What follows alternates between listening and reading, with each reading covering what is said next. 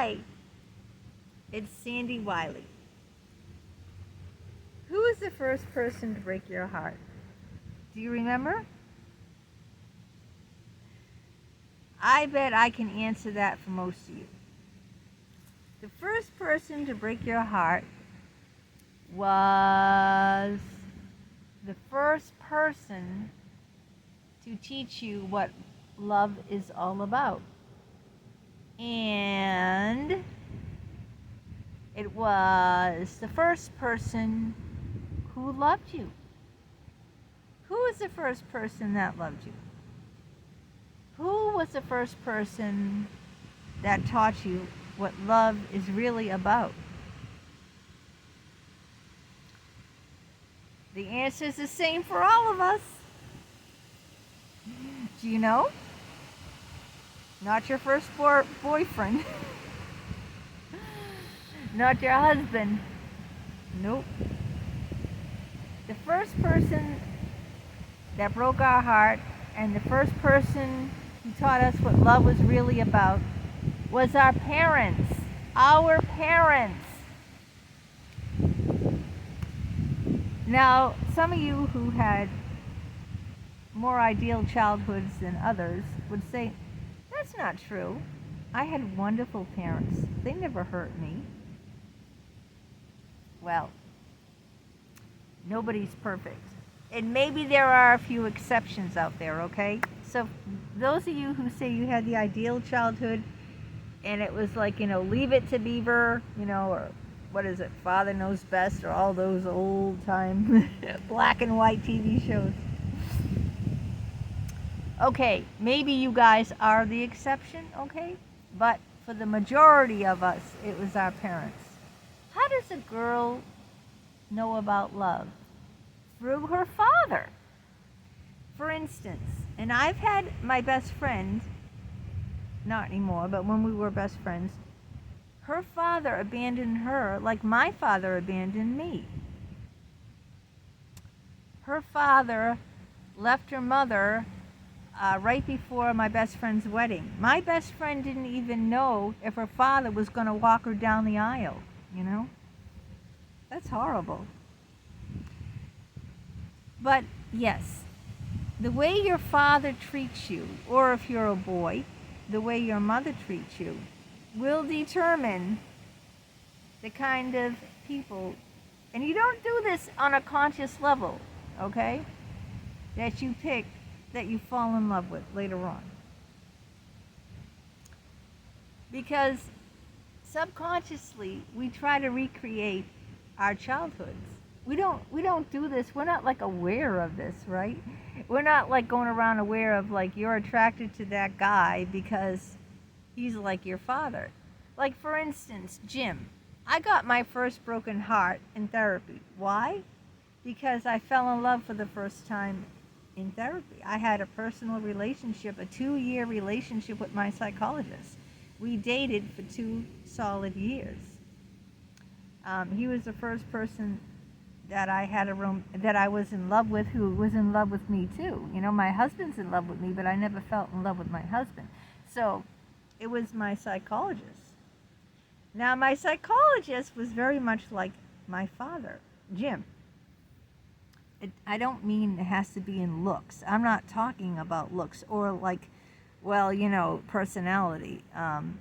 Well, my father liked to gamble all the time. Jim didn't like to gamble. My father was a drinker. Jim didn't drink. My father was a chain smoker. Jim didn't, yeah, it has nothing to do with stuff like that. It has to do with psychological things that you're not even aware of. For instance, my father used to come home every day from work and he would, have a real puss on his face. He'd be really moody.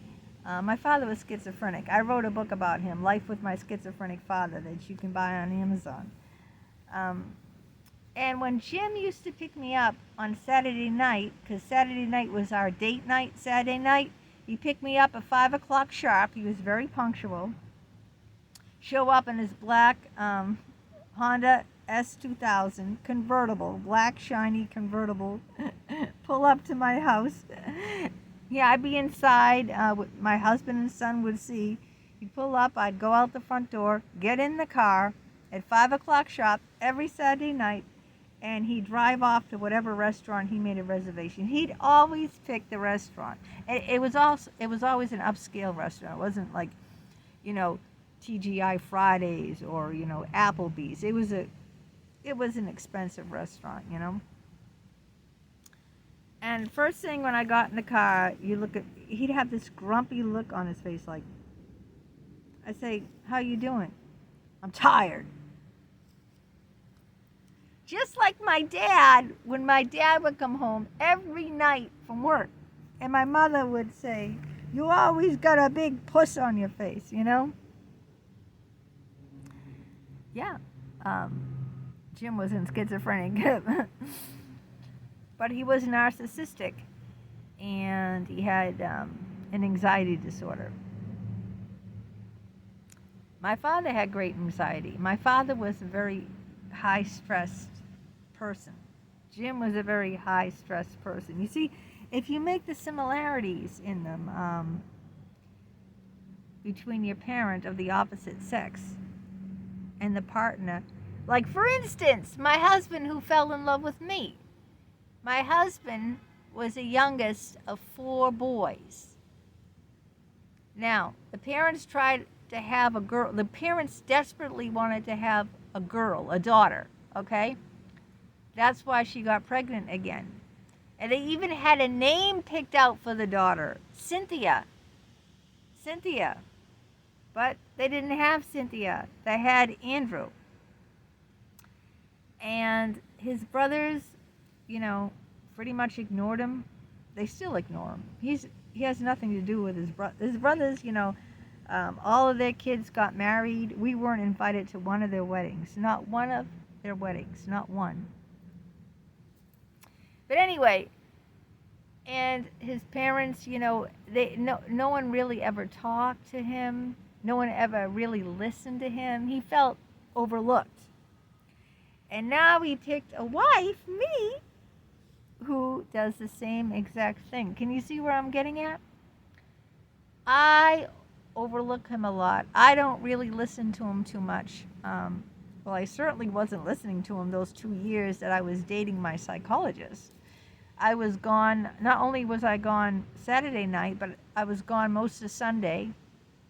I spent all afternoon every Sunday walking the Arboretum, Arnold Arboretum there, you know, in Jamaica Plain. Yeah, parts of it are in Rosendale. We'd walk around the whole Arboretum on Sunday. Wednesday night, he'd pick me up and we'd hang out. That's when we'd lie on the couch and I'd please him in the ways that a woman pleases a man. I can't say it. I gotta keep my station. I gotta keep my videos PG. So subconsciously now, I'm sure Andrew my husband didn't say, "Oh, let me pick out a woman that is just going to overlook and not listen to me, just like my brothers and my parents did." You know, I was the youngest of 4 boys, and you know they didn't have any time with 4 boys. The mother worked full time as a secretary. The father worked full time as a carpenter. And the family of 4, and he's the youngest. You know. He never felt like he fit in, like he was, you know, like the white sheep. You hear of the black sheep of the family? He was the white sheep of the family. Why was he the white sheep as opposed to the black sheep? He never drank, never touched a drop of liquor, never smoked 1 cigarette, never did drugs, was a virgin until he married, or close to being married. The only woman he had sex with was me. Goes to church every Sunday. You know what I mean? Like he was right, I mean, completely no sins, doesn't, you know, he doesn't have any doesn't watch porn. I mean, can't think of anything that, he's like nearly, I don't want to say nearly perfect, but like I said, he was the white sheep of the family as opposed to the brothers who were all heavy drinkers. They all did drugs. They all partied. Andrew never partied. They all partied, down in the basement and left him upstairs alone. When the parents went out, on date night, I guess, to go out, the brothers would all be downstairs partying, doing drugs and drinking, and Andrew would just be upstairs. So that's what I'm saying. He replicated his childhood with me, and this is it's subconscious. Okay, if you really think about it, think about the people that you fell in love with and you dated or you married, you had a relationship with. Now, if you really sit and analyze it, you will find similarities in the way that that person treated you to the way that your parents treated you. If you really analyze it and think about it. Think about someone in your past that you dated. How did they treat you? And I bet you'll find a lot of similarities in the way they treated you to how your parents treated you, because how could you not? This is all psychology 101. The wonderful thing I did get out of going all those many years to psychology, to therapy, okay, was learning a great deal about people. Yeah. I know a great deal about the human psyche, not because I studied it, because I lived it, through going to therapy, through these psychologists, through having relationships with these psychologists, I learned a great deal than I would have in any classroom. Much, much more, because I learned through life experience. So, knowing that piece of information, how can you go forward and not repeat it? How can you go forward and not try to mimic your childhood? Because I think we all want a restorative, we want a corrective experience. We want to, and also I think we're used to that. It is familiar to us, It's familiar to my husband to be overlooked, because that's what he grew up with. That's what love was to him, It was, familiar to me to, end up with someone like Jim, who, was emotionally absent, like my father. Emotionally crippled, as I called it, because my father was emotionally crippled. You see? So I repeated the experience with the person that I fell in love with and I had the relationship with. So knowing that, now I'm much more, I'd be much more aware, because when I married my husband, I didn't marry him from my heart. I married him from my head. I thought he was a good material for a husband. That's the truth. Like my friend said at the time, Maria, he checked off all the boxes. He had a full-time job. He was clean and sober. He wasn't an alcoholic. He never used drugs. He never cheated on me. He never lied. He was a good provider. He was a good father. Even before he was a father, he never lied. He never cheated. He didn't look at other women. He wasn't promiscuous. The only person he had sex with was with me. See, he checked off all the boxes. He never hurt me, never physically abused me, never verbally abused me, never emotionally abused me. See, he checked off all the boxes. So I said, this man is great husband material, and he would be, and he turned into great father material. He's a great husband, a great father. So, this is checking off all the boxes, as opposed to when I fell in love with Jim. I didn't love Jim because he was great boyfriend material. No way. Or because he was, I didn't use my head when I was with Jim. I use my heart. See? And that's how most people are that have relationships. You know, they don't think about, like, they don't use their head. They fall in love, you know, and love is, what do they say? They say love is blind. And it's true. Love is blind. So,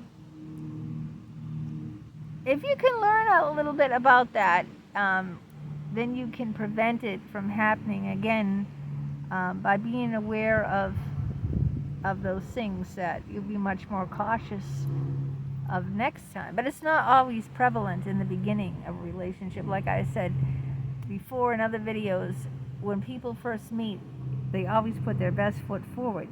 You know, you really don't get to know someone, you know, right away, right? You don't get to know someone till you've been through some experiences with them, till you've seen them at their worst, when they're sick, when they're angry, when things don't go their way. After you've been through some experiences with them, that's when you'll get to know them. Okay, I hope I gave you a good Psychology 101 lesson today. Comment down below. I love to read your comments, and let me know about you and who broke your heart.